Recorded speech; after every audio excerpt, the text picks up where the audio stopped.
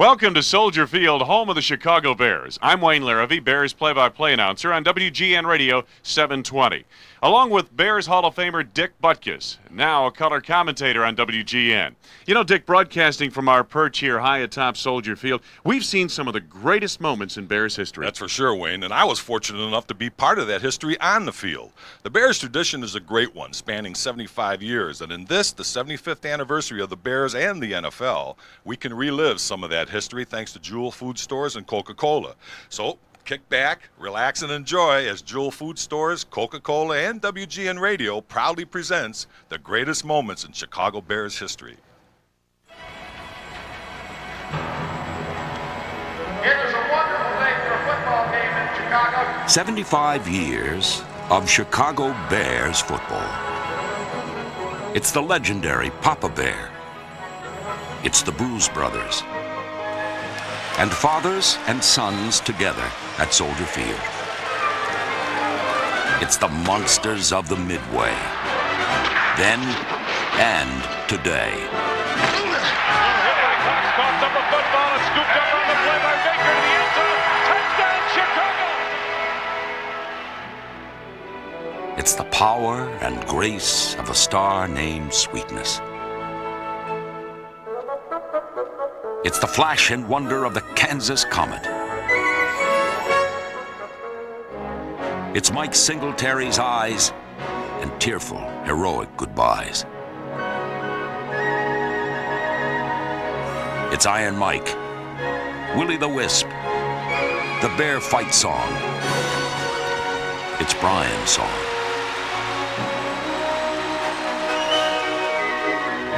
It's the class of the great Sid Luckman and the sass of the undaunted Jim McMahon. They thrilled us with their T formation. They chilled us with the 46 defense.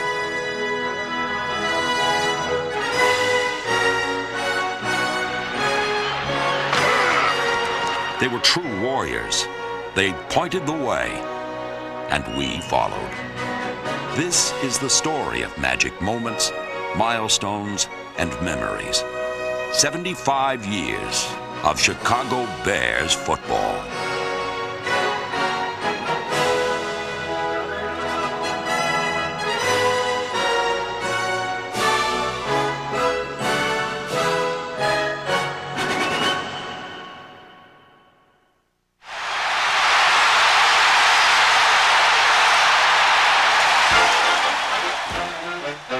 The Roaring '20s. Speakeasies thrived. The Babe was hitting homers, and America was growing. Such was the backdrop for the founding of the NFL. At the forefront was an entrepreneur and pretty good end named George Stanley Hallis. He ran the Decatur Staleys, later the Decatur Bears, and ultimately he convinced the great Red Grange to play for his Chicago Bears. The Galloping Ghost packed him in. Hallis signed a bruising runner named Bronco Nagurski and Hall of Fame end Bill Hewitt, and in 1933 the Bears faced the Giants in the first World Championship ever. Fueled by the running of Nagurski and a game-winning lateral from Bronco to Hewitt to Bill Carr, the Bears won 23-21. On Thanksgiving in '34, the Lions and Bears met in the first national radio broadcast. Fans munched drumsticks and listened to their beloved Bears. Hallis built a dynasty that dominated the '40s. Bulldog Turner, George McAfee, and quarterback Sid Luckman were each paid $873 for crushing the Redskins 73-0 in the 1940 championship game. The T formation worked again the next year as the Bears beat the Packers 33-14 in the first divisional playoff in NFL history. A week later, George McAfee's touchdown and a fumble return for a score by Ken Cavanaugh sparked Chicago to its 5th NFL championship, a 37-9 win over the Giants.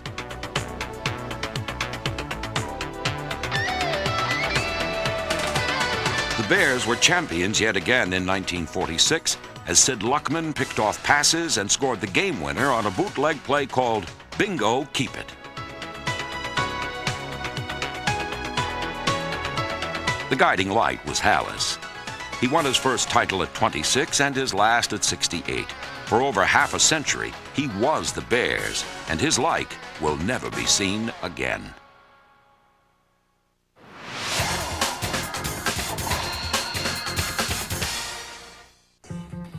Back in 1925, Red Grange began what was to become a lasting legacy of great Chicago running backs. 5 years later, the Galloping Ghost was followed by a wrecking ball named Bronco Nagurski. While Nagurski ran over the opposition, Willie Gallimore sidestepped them. For 7 seasons, he was a cat-quick escape artist who came to be known as Willie the Wisp.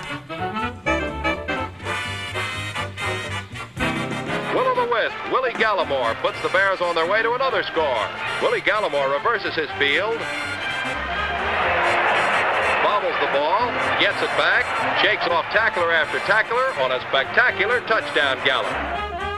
Gallimore's backfield mate was Rick Caceres, one of the meanest men to ever wear the burnt orange and navy blue.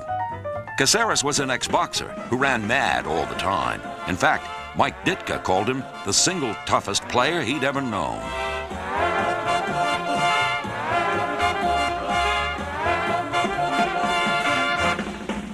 In 1975, a rock-hard runner from Jackson State suited up, and the rest was history.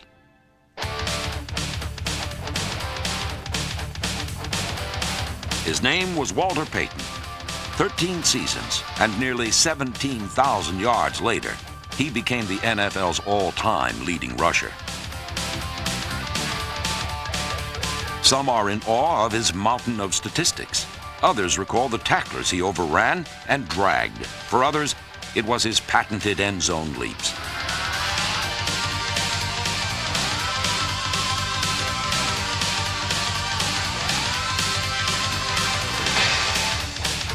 When asked what his fondest memory was, Sweetness said it was this 1975 journey against the Saints, the centerpiece, a run he called the finest of his career.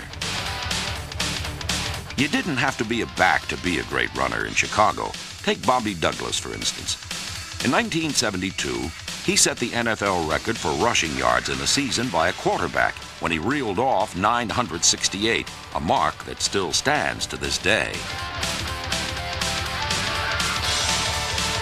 The longest run ever at Soldier Field was this 80-yard score by Neil Anderson against the Packers in 1988. Toss Anderson looks to cut it back, now bounces to his right. Across the 35 to the 40, shakes it on the defender to the 50, cutting left into the clear. Neil Anderson to the 30, being chased by Dave Brown to the 20, down the left sideline to the 10 to the 5, touchdown! In 1965, rookie Gale Sayers turned in the greatest single-game performance ever.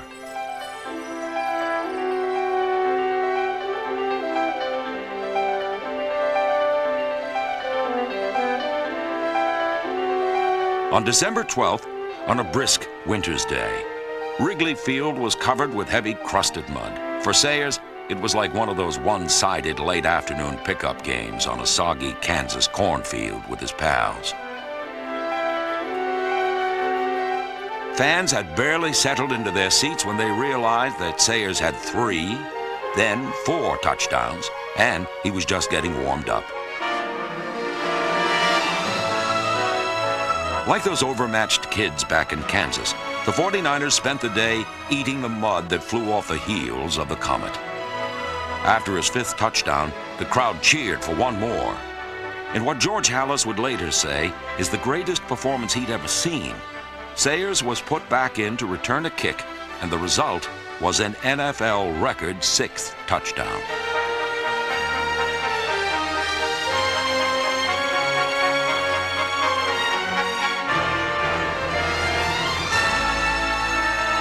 In the mud, a rookie became a legend. It was a magic moment for the ages by a superhero, a comet that would sadly burn out after only 7 seasons.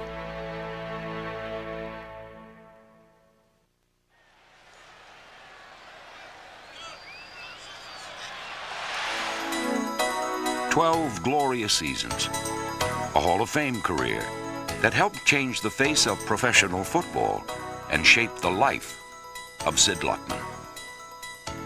Wherever my success has been, there hasn't been anything in the business world or anything I've ever done that could possibly equal the thrills that I have enjoyed in football. The thrills began in 1939 when Bears head coach George Halas drafted Luckman out of Columbia University to run one of football's most revolutionary offenses.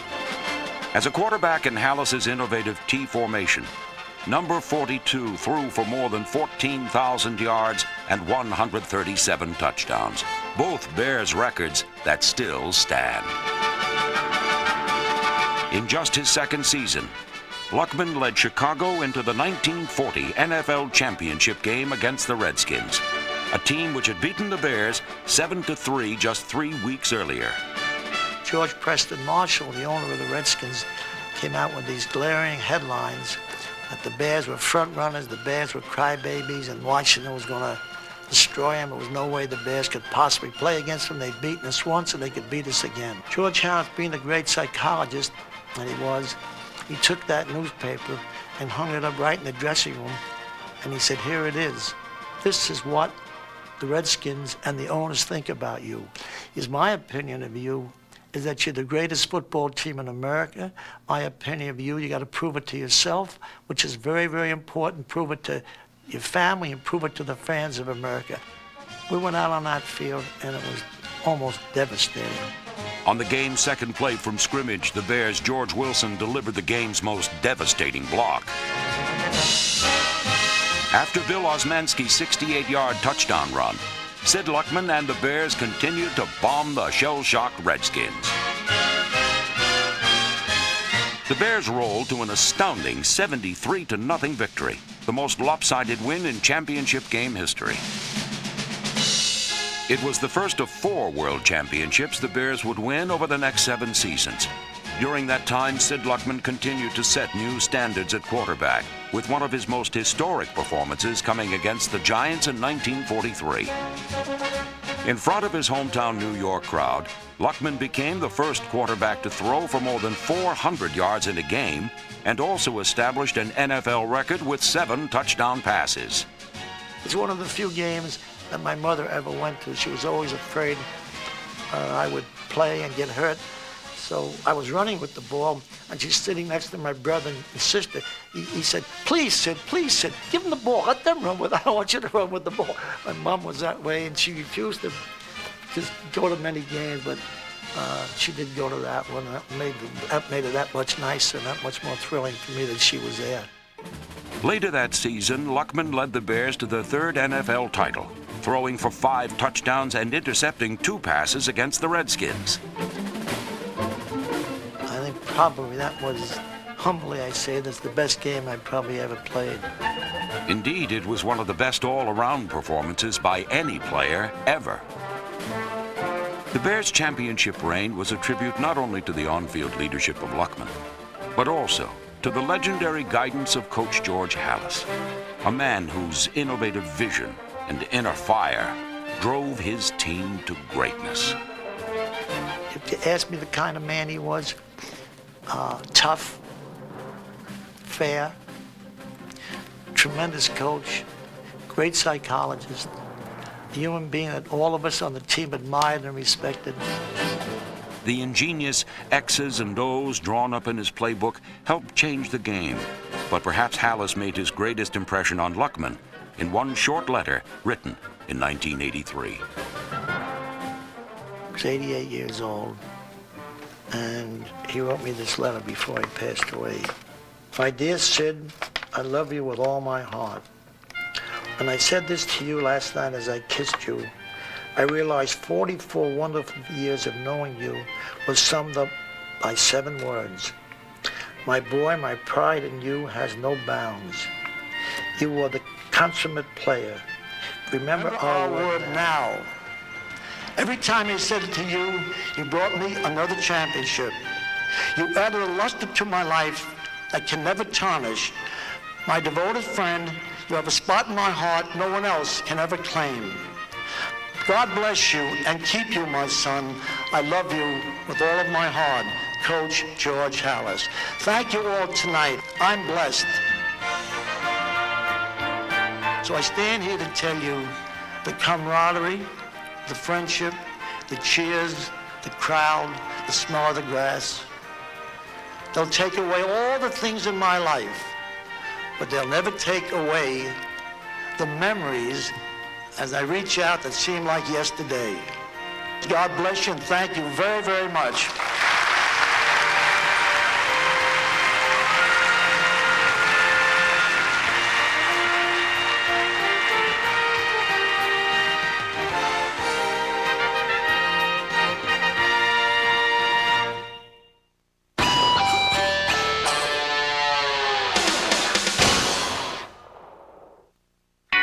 Beatty Feathers was a lean Tennessee rookie, often overshadowed by teammate Bronco Nagurski. But in 1934, he grabbed the spotlight by rushing for 1,004 yards, the first man ever in NFL history to crack the 1,000-yard mark. Fighting Irish quarterback Johnny Lujack got the hot hand 15 years later, when he set an NFL record by passing for 468 yards against the Cardinals. Lujack fired 6 touchdown passes, one short of Sid Luckman's mark set in 1943.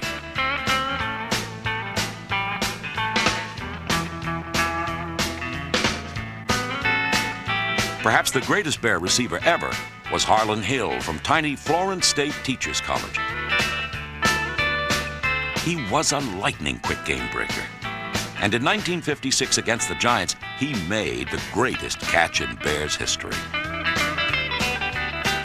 When the Bears get the ball again, 65 seconds remain to be played as Ed Brown passes. Harlan Hill makes the catch of the year to complete an unbelievable comeback in professional football's most spectacular game.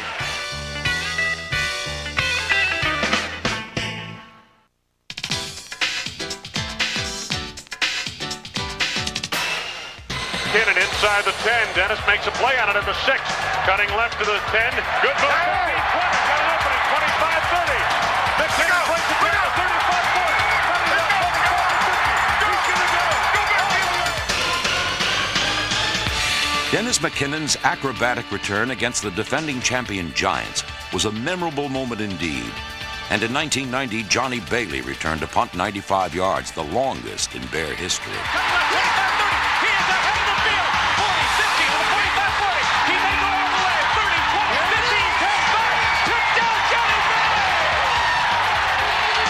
Dick Butkus will never be remembered for his returning prowess, but imagine for a moment that you're the wedge buster and you look up only to find number 51 barreling straight upfield directly at you.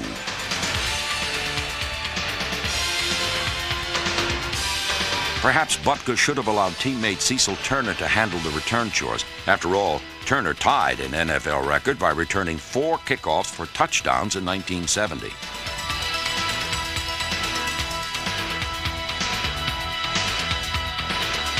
The greatest ever, of course, was Gale Sayers, the feared kick returner for the NFL's 75th anniversary all-time team.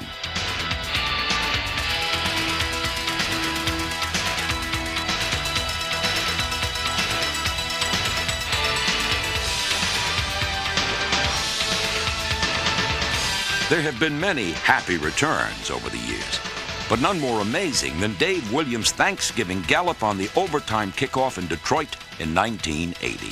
We're underway here in overtime. Davey Williams at the 5, to the 10, to the 15, to the 20. He breaks through to the 25, to the 30. Coming to the near sideline. He's to the 40. He's to the 50.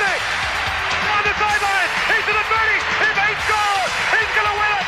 A kickoff return by Davey Williams. 95 yards. And the Bears win it in unbelievable fashion.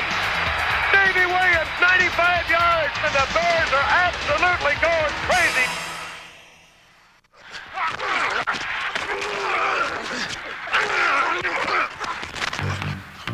The 1963 Chicago Bears were, like their coach George Halas, fiery, feisty, and frequently ill-tempered.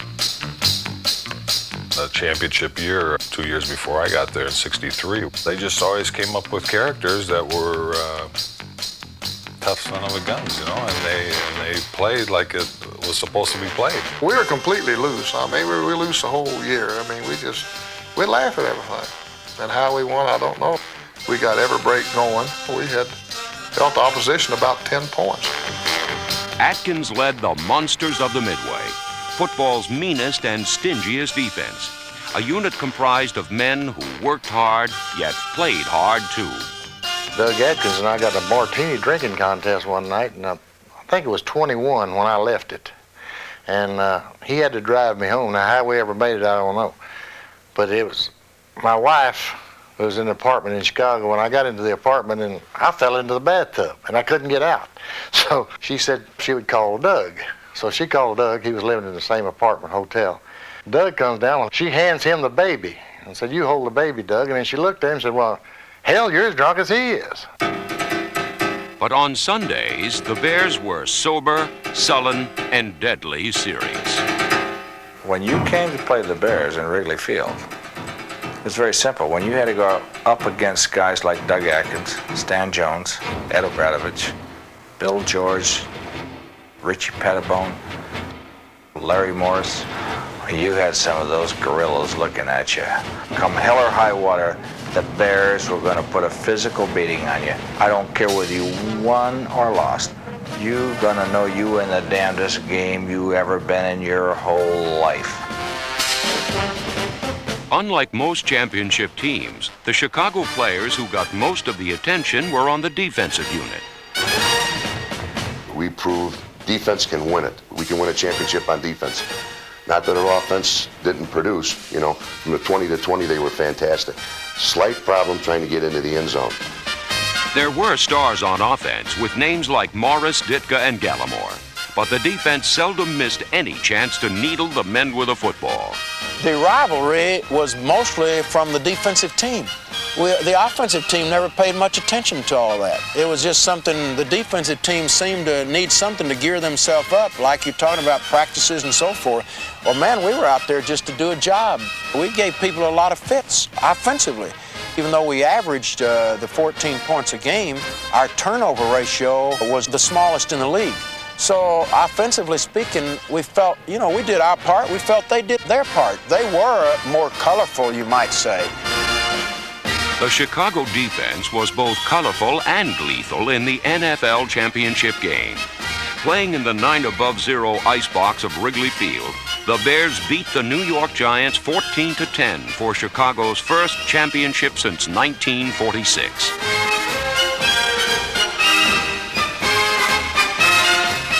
Play with these guys, that, goddammit, they were men. The word was their bond. They went on the football field and they knocked the hell out of people, and I'm so thankful that I had the opportunity to play with the people I did in '63. Great people.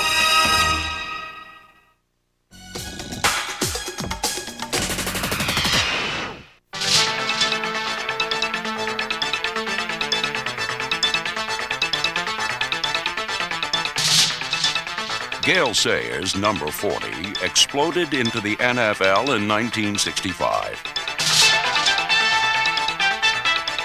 By the end of that season, he had scored 22 touchdowns, more than any player in the history of the NFL.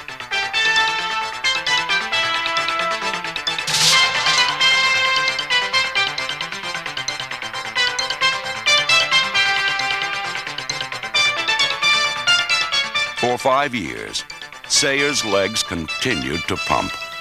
He led the league in rushing twice, set an NFL record for kickoff returns, and once scored an incredible 6 touchdowns in a single game.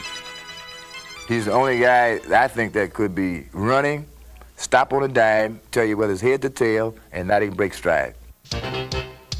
What we remember about Gale Sayers are not certain games or plays. We remember the moves. Each one an original. Never seen before, never seen again.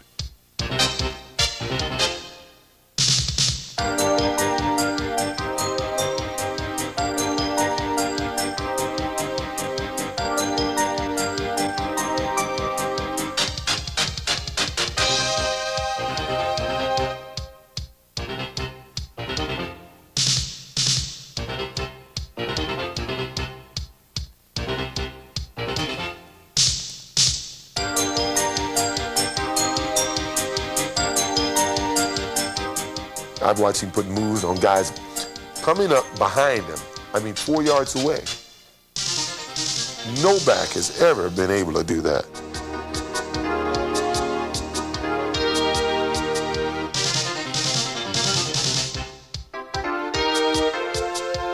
I had great peripheral vision. There's no doubt about that. I could see everybody on the field. And so I knew where to run, where to cut. In the same way, I had a feel for where people were, because I know many times, many runs, I want to look at films, and there'd be a fellow coming from my blind side, and no way I could see him, but I could feel him. And he gave me a fake like this here, and my body went one way, my mind went the other way, and something happens to your motor when that happens. It's hard to explain. But my legs went limp, and I had nothing left. But the only problem he made was he went one too many fakes and came right back into me, and I hit him and knocked him down. He said, "Nice tackle, Floyd." And I want to say, I couldn't even tackle if I wanted to. You ran into me.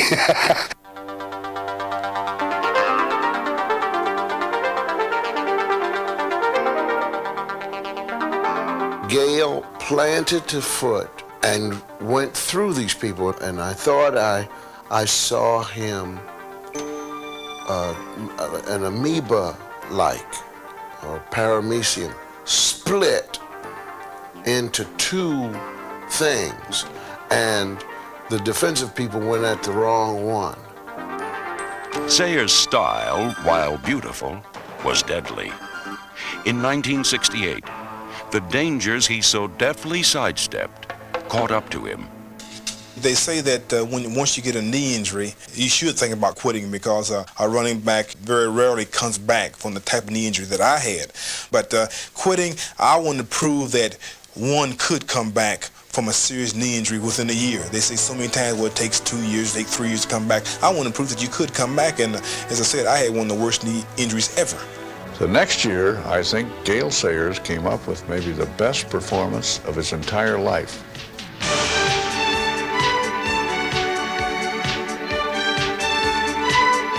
He got his 1,000 yards rushing, and the longest run he made from scrimmage that whole year was 28 yards. But he was determined to get that 1,000 yards, to do that job, and instead of being able to run around everybody, he just had to do it the hard way, inside end, and he did it.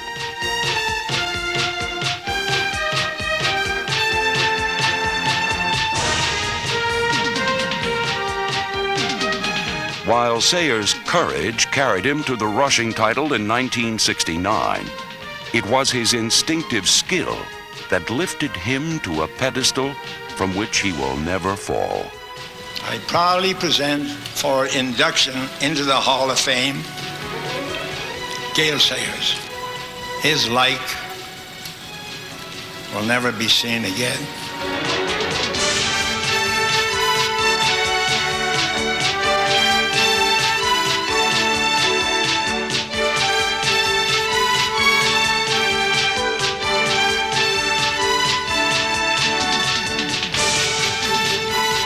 Gale Sayers' NFL career consisted of only 68 games. But in the eternal autumn of football memories, he remains undiminished, forever vibrant and free. A comet sighted by all who study the firmament of football.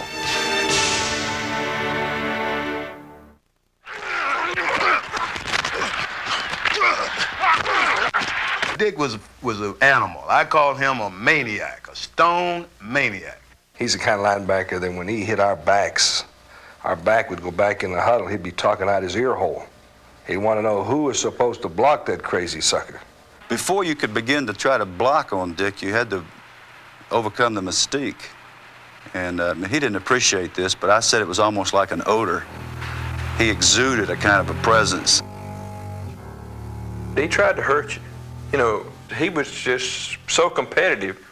You know, not only did he not want you to gain a yard, he didn't want you to gain an inch. You know, as soon as you had that football, you were the enemy.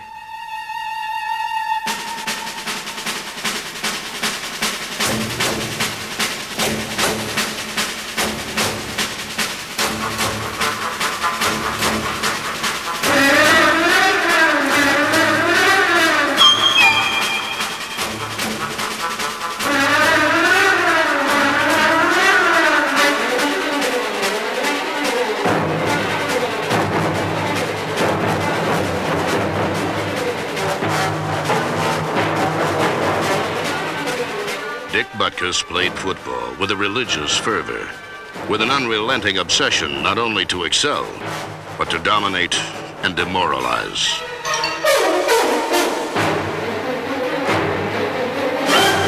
Dick was not satisfied with just an ordinary tackle. He had to hit you, pick you up, drive you, and grind you into the ground.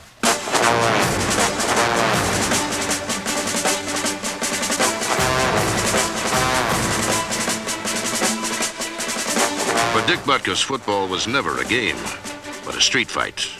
A place for all-out, no-holds-barred warfare.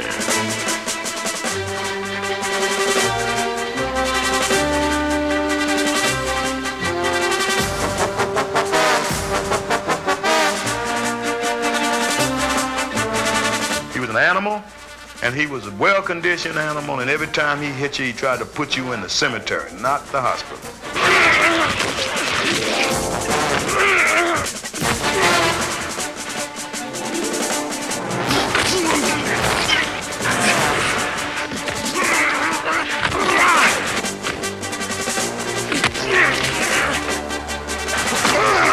Butkus was the most destructive defender in the game.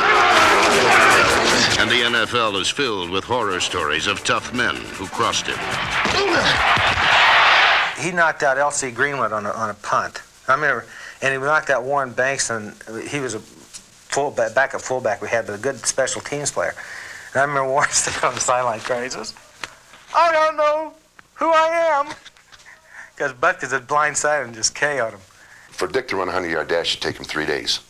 But I want to tell you something, from that middle linebacker, 20 yards this way, 20 yards that way, 20 yards that way. I mean, nobody was quicker than he was.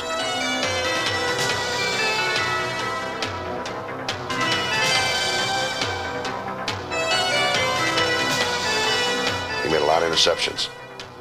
If he was told in past defenses to be in a certain area, I mean, he was there. He had great hands. The man was unbelievable. His whole damn life was football. Forget about it. Wasn't driving a pretty car.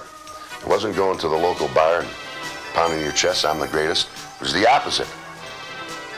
I'm really not the tough, macho guy. That was only during the game, and no matter how hard you try to explain that, sure you were, So he's basically a pain in the ass. Again, I know him, and he's got a personality like a fried lobster. It was horrifying playing against him because he can intimidate literally an entire offensive team, and I mean good teams. We had a rookie center that was playing against him for the first time. And of course, you remember Butkus grunted a lot and growled a lot when he was backing up the line. And we sent this rookie center in to play for us, and the first time he came off, his eyes were about like this. He couldn't believe what he was hearing from Butkus. Butkus had him intimidated. He hadn't even blocked him yet. Butkus dominated a game the way no other player ever has. He dominated officials. He'd take the ball away from the guy after the play and shake it in the official's face, and the official would point it their way. It was awesome. I was working, and Butkus came up to me, and he started to wave his finger at me. I sort of smiled at him and said, "Butkus," I said, "don't wave your finger at me." I said, "I'll bite your head off." He looked at me and said, "Well, if you bite my head off, you'll have more brains in your stomach than you will have in your head."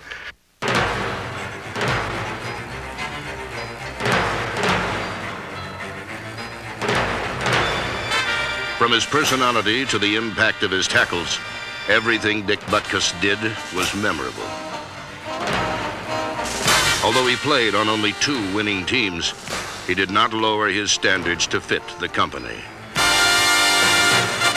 He was Moby Dick in a goldfish bowl.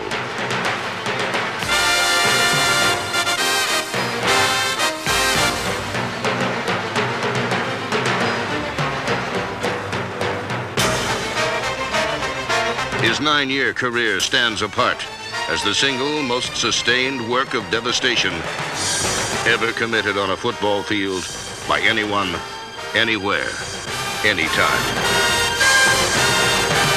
To talk about him is to drain the vocabulary of superlatives. Well, the only thing I can say about the great Dick Butkus, I'll say it in a poem. Roses are red and violets are blue.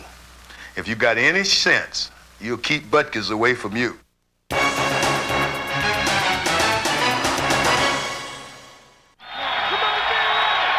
right, here we go. The Eagles have never beaten the Bears in Chicago.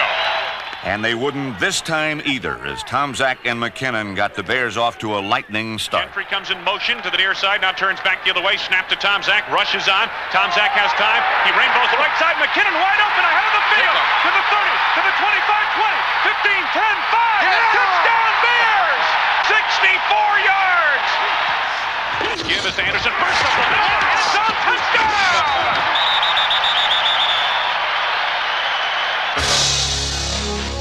Illinois poet Carl Sandburg wrote, "The fog creeps in on little cat feet." In moments, Soldier Field was shrouded in an eerie, thick mist.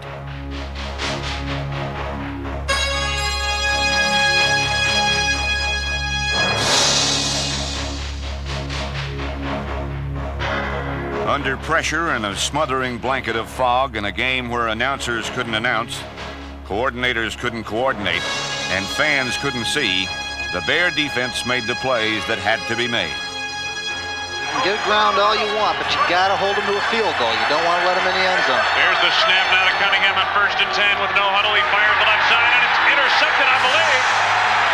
Intercepted by the Bears and returned downfield. I can't see. I cannot see him. I wonder if it's Mo Douglas. It is Mo Douglas. Mo Douglas with the who football. comes across the field through the fog with the football in his left arm. You know, actually, if Mike Ditka had come across the field with the ball, we could have assumed he intercepted it.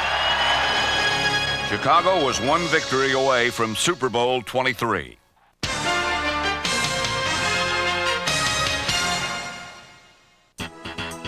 After 50 years of football, the Bears played their last game at Wrigley Field. The date was December 13th, 1970.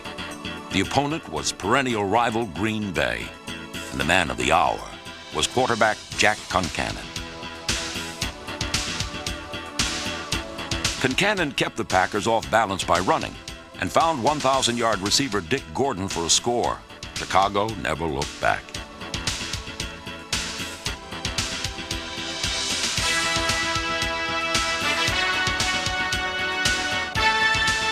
Jim Dooley's Bears rolled 35-17 and bid farewell to Wrigley in style. In 1971, Soldier Field became their new home, and the eventual four-time Super Bowl champion Steelers, led by Terry Bradshaw, were in town to help christen the Bears' new den.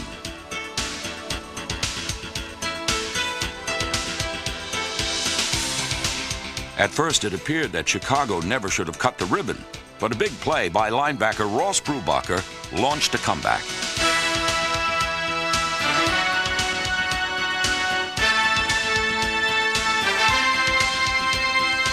The game winner was a touchdown pass from Kent Nix to George Farmer, as life at Soldier Field was off to a dramatic start in a new home that would be the site of even greater victories.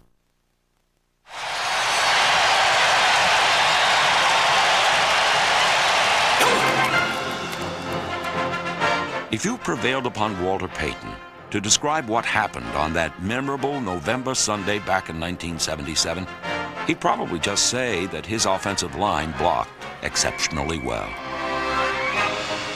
He might recall that he carried the ball 40 times, a workhorse on a gray, overcast day. If you questioned Hall of Famer Alan Page and the rest of the Viking defenders about what Walter did that day, you'd just get a shrug or a shake of the head. But if you asked the fans and Walter's teammates what he did, they'd tell you this. On November 20th, 1977, Walter Payton set the NFL record by rushing for an incredible 275 yards in one game.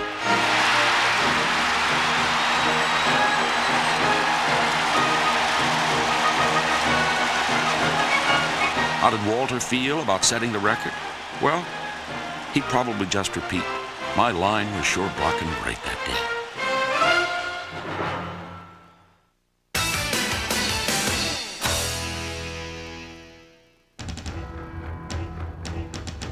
For 14 years, the Bears had been frozen out of the playoffs. But against the Giants in the 1977 season finale, they reached deep. Horrendous conditions foiled Walter Payton's run at a 2,000-yard season, but Mother Nature saved her cruelest tricks for Chicago's special teams.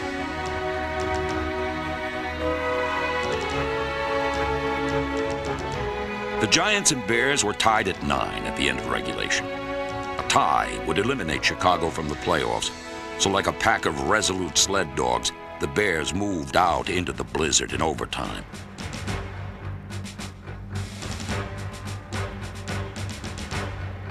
With just over 3 minutes left in sudden death, the field goal team missed connections again, but the misfortune only deepened their resolve. And when the Bears got the ball back, only 82 seconds separated them from success or failure.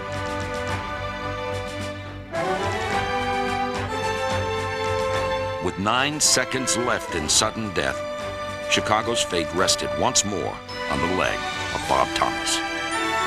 There's a snap. It's a good one. Thomas puts it in the air. It's gone. It's gone. The Bears are in the playoffs. The Bears are in the playoffs. The Bears are in the playoffs. Bob Thomas hits a 28-yard field goal, and there's jubilation. The Bears have overcome everything. And look down here. They're rolling on the ground here. We got Parsons and Neal wrestling on the ground in the ice here in jubilation. And the Bears, in the last second, have defeated the New York Giants in overtime, and they have captured a 12-9 decision here. And what a happy guy Bob Thomas must be right now.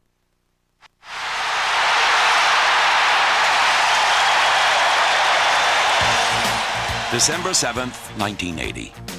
A date that will live in infamy for Packer fans, a date that will shine forever for Bears fans.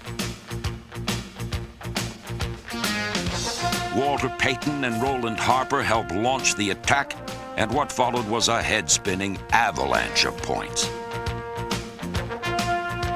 For 3 decades, 30 first downs was the club record. They ripped off 33 against the overmatched Packers.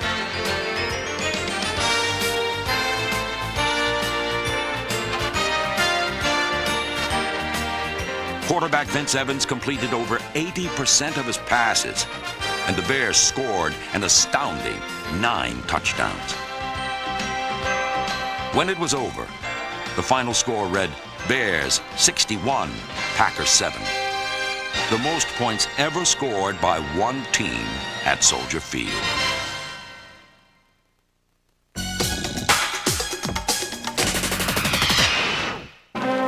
In 1984, Payton stood at the gates of pro football immortality. On a cool October day at Chicago's Soldier Field, this determined athlete entered a new world, one all his own. All right, here we go. McMahon asked for quiet. Second play of the second half from the 21-yard line. Walter needs 2 to break the record. High formation. Quick pitch to Walter. Looking for the record. Cuts back. He's got it. He's out of it at 25 to the 26-yard line. Walter Payton becomes the National Football League all-time leading rusher, surpassing Jim Brown. And that's the equivalent to Hank Aaron breaking Babe Ruth's all-time home run record. And listen to the standing ovation.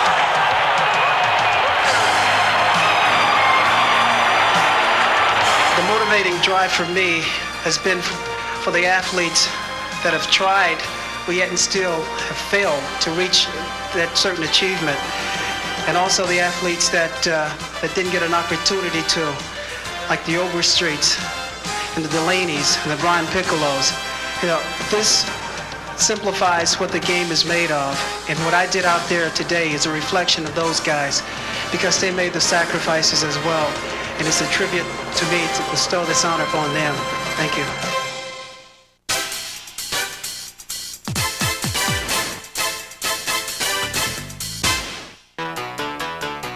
With starter Jim McMahon sidelined with an injury, the Vikings took a 17-9 lead, forcing head coach Mike Ditka to summon the tricks of his magician-like quarterback. Evidence from the sidelines looks like Jim McMahon will be coming into quarterback. Spent 2 nights at Lake Forest Hospital for back spasms up near his neck, and he's on to try to revive the Bears offense. Payton, the lone setback. motion to the left side. Vikings coming on a blitz. McMahon back to throw. Throws the deep down the middle. Willie Gold is out there. Makes the over-the-shoulder cut to the 30, to the 25, 20, 15, 10, 5. Touchdown! All right. The first play from scrimmage for Jim McMahon with an all-out blitz coming at him. He got it away. Of course, McMahon took a nice shot after the play, but so what? McMahon's first 2 passes were for touchdowns, and he added a third to beat Minnesota 33-24.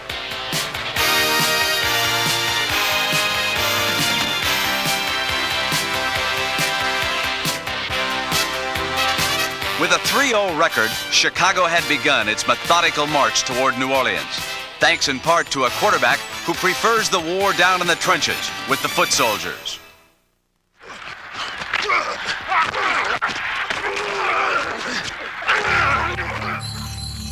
For the first time since 1963, Chicago was an arena for pro football's postseason gladiators.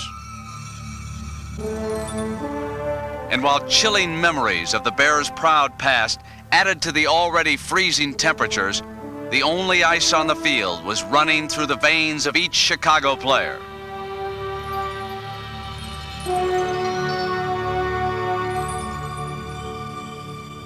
Vendetta from his end zone. Bears will get good field position. Oh, he missed it! This is the football. He missed it! It's on the field. It's Sean Gale. Holy smokes! One score was all the cushion the Bears needed.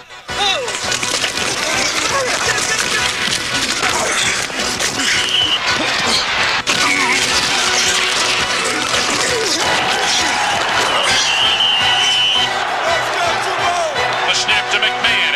He pop flies the right side of the end zone for McKinnon. Touchdown! Great catch for the touchdown! Great catch! Goal to the left side, and McKinnon wide right. McMahon back to throw. Pitches the right side. McKinnon. He's got it.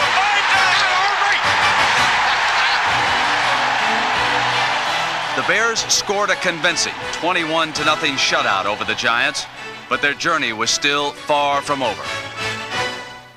This is not the end of the road. I mean, there's work to be done. There's miles to go. That's the way the poem goes. We've got a little way to go yet. And I tell you, it's going to get better. Well, like I said, the best is yet to come. It really is. Soldier Field in Chicago, the NFC Championship, and a trip to New Orleans for Super Bowl 20. After 23 years of waiting, Chicago's dream of a championship was soon to become a reality. We got it now! The lucky ticket! Son, this is the greatest day. Woo, showtime, man. Showtime. This is what it's all about. This is for the World's Championship right here now. Kick ass, let everything hang out! Am I right? Am I right?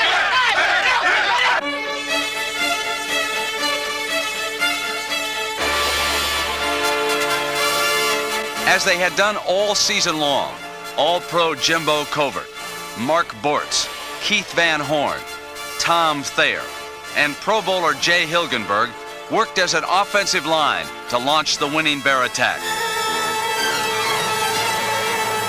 McMahon drops back to throw. McMahon steps up. Now he'll take himself. Got him up to the 15, to the 10, all the way to the 5. He's a winner. He puts the Bears on top. McMahon rolling left, looking to deal. He fires the left side of the end zone. Willie Gold was wide open, and Jim McMahon put it into the left corner of the end zone.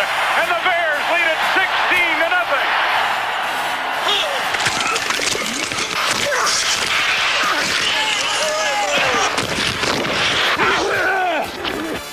The Mad Dog Bear defense shut down the Rams' Eric Dickerson, then ended the game in storybook fashion.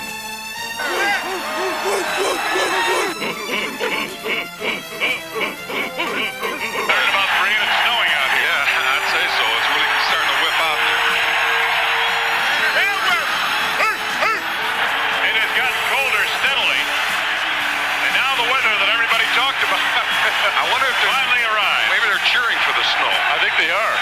Not to get theatrical, but I mean, how better can you write a script here for crying out loud? Third down, 11 yards to go for Dieter Brock and company. Brock back to pass, the rush on. And hammered down. He got the ball. Picked up by Wilbur Marshall.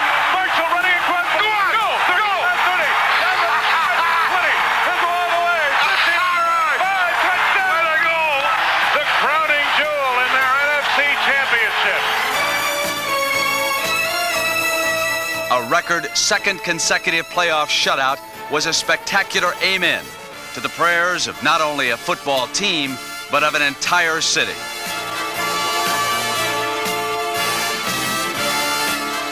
In dramatic style, the Chicago Bears had captured a championship, thus restoring their link with the team's legendary past under George Halas. And the reward was a trophy bearing his name.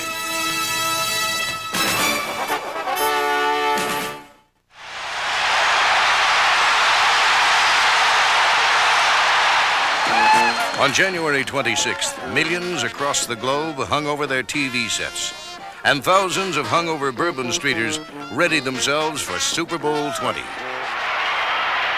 The surprising New England Patriots and the mighty Chicago Bears squared off to determine who indeed was the NFL's best. Get in there. What's going on?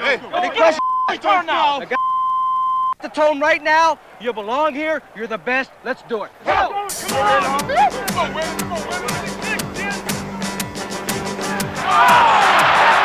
New England's opportunism got them to this important game, but they failed to take advantage of rare Chicago mistakes in the first quarter. Still, they led 3-0, but not for long.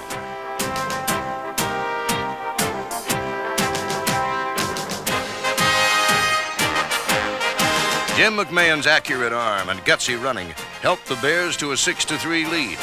And then number 26, Matt Suey, went to work.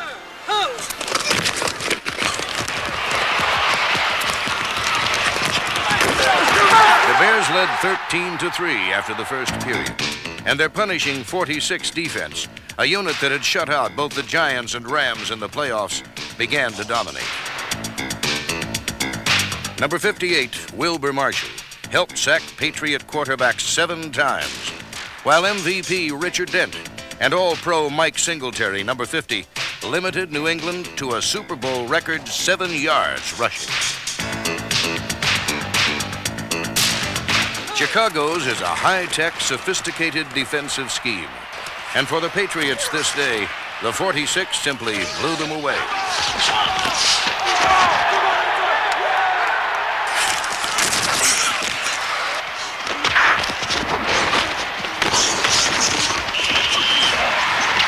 Historians may debate whether Chicago's defense was the best unit ever to play the game. But when Jim McMahon snuck in behind a crushing block by William Perry, number 72, no one could disagree that with a 23-3 halftime lead, the Bears had wrapped up Super Bowl XX by intermission.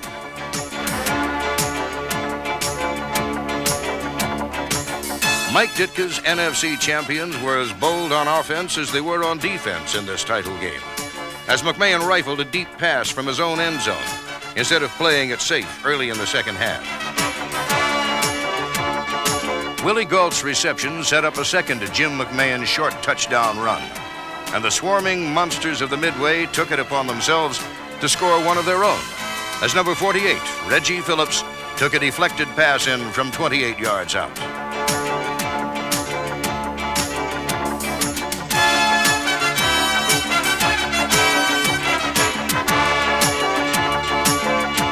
The Bears totaled 3 touchdowns in the third quarter, a Super Bowl record, with the last coming courtesy of the man everyone came to see, his immenseness, the refrigerator.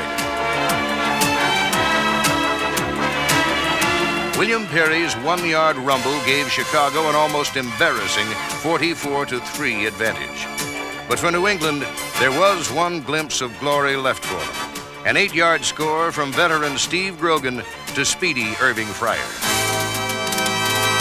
It was only appropriate, however, that the Bear defense logged the final points in Super Bowl XX. And a safety, courtesy of Henry Waxter, provided the 46-10 final margin in a complete and total effort by the world champion Chicago Bears. When 1985 began, the Bears were on a mission. And in January of 1986, that mission was accomplished. George Halas smiled down from heaven, ear to ear. His beloved family had won their first Super Bowl ever. Boy, this feels good. 2 sad notes, however, echoed after their impressive win. Walter Payton did not score a touchdown in the game. And soon after, defensive wizard Buddy Ryan would leave to take a head coaching job in Philadelphia. Nevertheless, Mike Ditka's Chicago Bears were indeed kings for a day.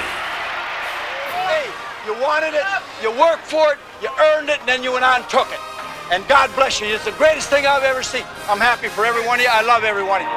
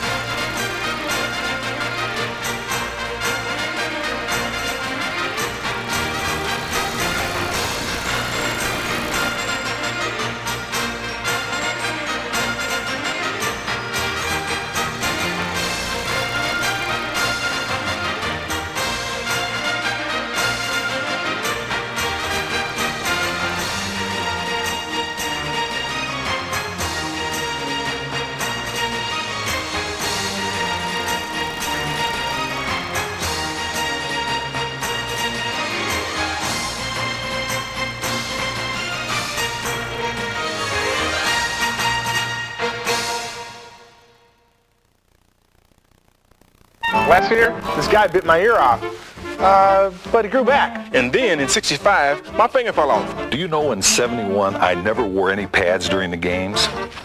Didn't need them. One time I stared at a team so hard, they lost 15 yards before the snap.